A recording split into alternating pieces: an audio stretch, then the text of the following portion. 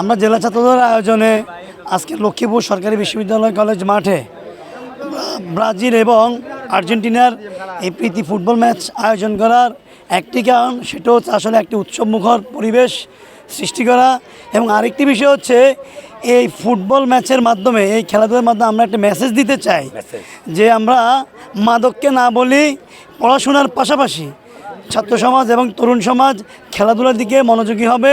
আর আমরা যারা আসলে আজকে ব্রাজিল সমর্থক, আর্জেন্টিনার বিপক্ষে আমরা খেলছি, আমরা শতভাগ আশাবাদী ইনশাল্লাহ আমরা বিজয়ী হব, ঠিক আছে।